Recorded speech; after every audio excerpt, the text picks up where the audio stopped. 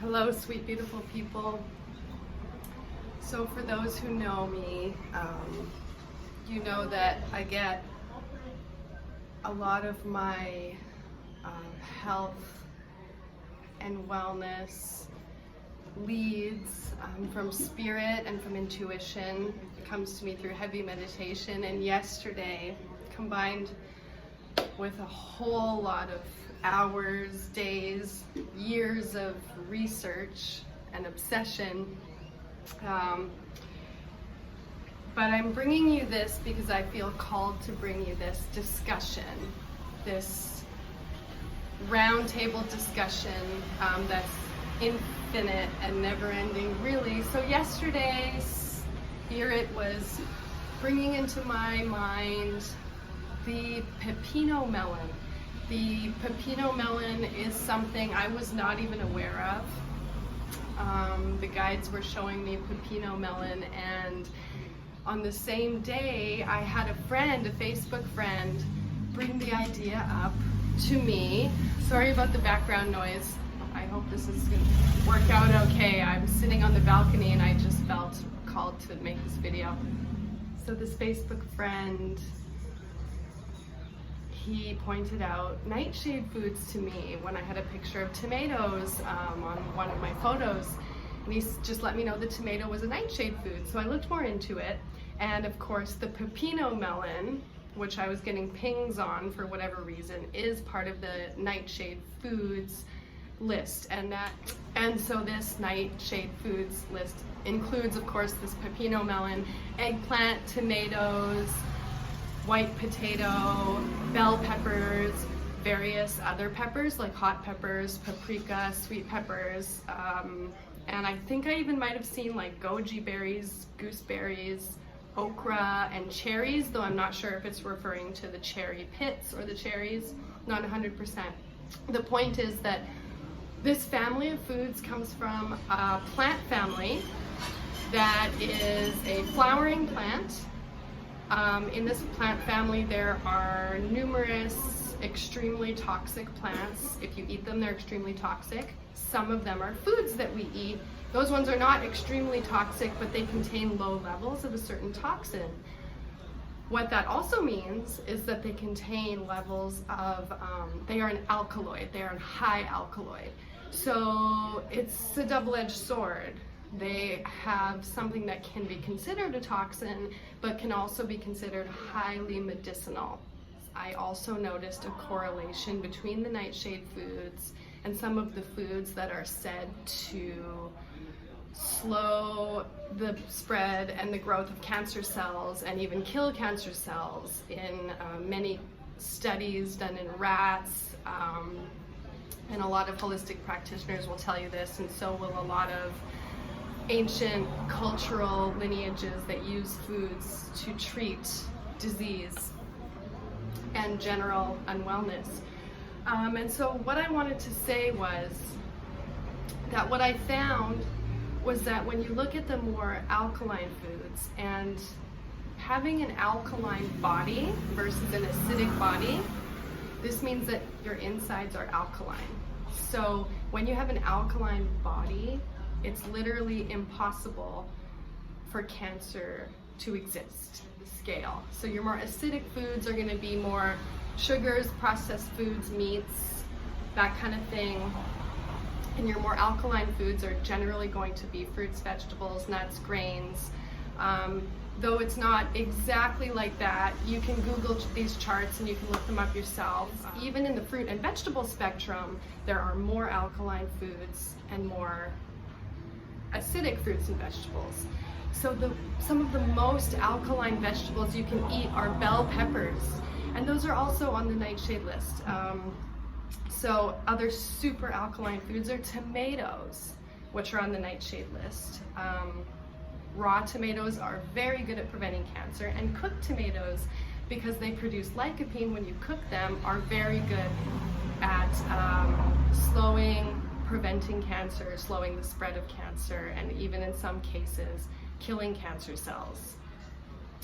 So some of the other alkaline foods that you would like to ingest for these health benefits would be pumpkin seeds, cashews, okra, which is also a nightshade, I believe, broccoli, greens, and pepper. Peppers, hot pepper, and the spice pepper are very alkalizing for your body. Some of the, just as a side note, some of the sort of acidic fruits are blackberries, but blackberries have the tannins and the antioxidants. So blackberries are still antioxidant, which makes it a very unfavorable environment for cancer cells to grow.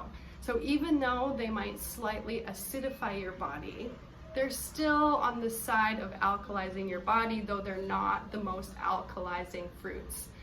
So the reason I'm bringing this up is there's no one way to have a diet. There's no, this is the right way and this is the wrong way. There's all these beautiful fields of knowledge and they're all valid, and bringing them all together and evaluating what resonates with you, and also eating intuitively. You have to be your own medical medium and eat intuitively. Putting all of these things together is really how we remain healthy. And the way our body reacts when we eat certain things, it's really about awareness of your own body, awareness of the sensations you feel when you consume certain foods. Back to the idea of these flowering plants, of this plant family, of the nightshade family. The reason that they are potent alkaloids is they have this thing called a secondary metabolite, and when a food contains a secondary metabolite, it has a really intense physiological effect in the body, even when eaten at low levels. So again, that's why it's considered, on one hand, people talk about it like it's toxic, but on the other hand, it's extremely medicinal. Back to the pepino melon. So I kind of did a little digging. I didn't have to dig much, it just kind of came through in the weirdest ways. But the legend of the pepino melon is that it was fed to the monkey gods, and in ancient Tibetan lore, the monks would plant the pepino melon trees, and they would take 300 years to grow. There would be 300 fruit on each tree. They would take 300 years to ripen, and eating one of these fruits would make you live forever. And in scientific terms, the pepino melon has the properties of ginseng. So it has high concentrations of nutrients and has the same effects on the body and mind as ginseng has. And you can eat the seeds and the skin as well. So that's something you have never tried, a pepino melon, but that's something very intriguing to me. In going back to the list of nightshade foods, I had mentioned the white potato. So Dr. Sebi is from Honduras. He's no longer living, but you can definitely Google any lectures, videos with Dr. Sebi speaking about various things to do with curing various diseases. He's a very well-known holistic doctor. And he talks about how many of the fruits and vegetables we consume are not natural. They've been a result of agriculture, of human intervention. And so the white potato really is made by humans. The original potato doesn't really exist anymore, but I believe a close enough potato is the Peruvian red potato, which is either the original potato or very, very close to it. So that's not to say potatoes are bad for you. Potatoes are awesome for you. In fact, the white potato has resistant starches. Like green bananas and white potatoes have resistant starches. What that means is that when you take probiotics or you eat probiotics, resistant starches help those good bacteria to multiply. So it's gonna boost your probiotic effect in the gut when you eat resistant starches. I love white potatoes. They're high in magnesium and potassium as well.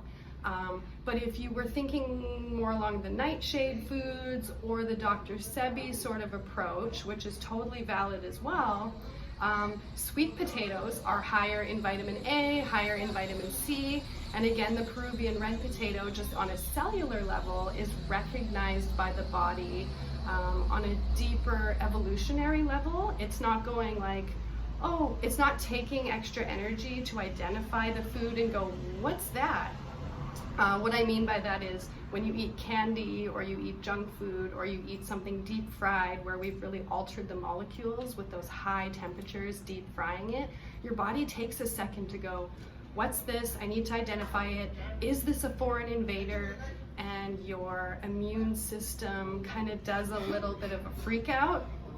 So that's something to keep in mind, which I'll elaborate on in a different video.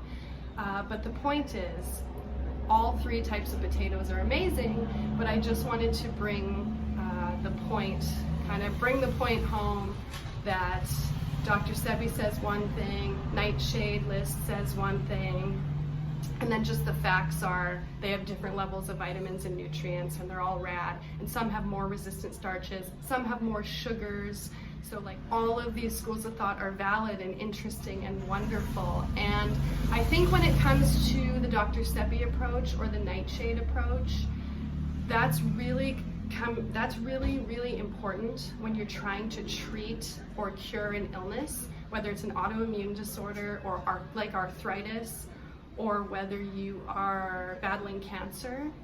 You're going to want to stay away from the foods that are unrecognizable to the human body and stay more with the whole foods that have been with us since ancient times, right? Ancient grains, ancient fruits and vegetables. On the other end of things, if you're not currently battling a chronic illness, I don't think you need to take those things as literally, but it's very interesting to be aware of them. So I hope that makes sense. Thank you for being with me watching this video. Let's eat some good food today. Let's eat some good chi, some good prana. The food that we eat is your chi, is your prana, is your life force. It grows in the sun. We eat the sun. You are what you eat. We are one with what we eat. Have a great day. Talk to you again soon. Sat Nam.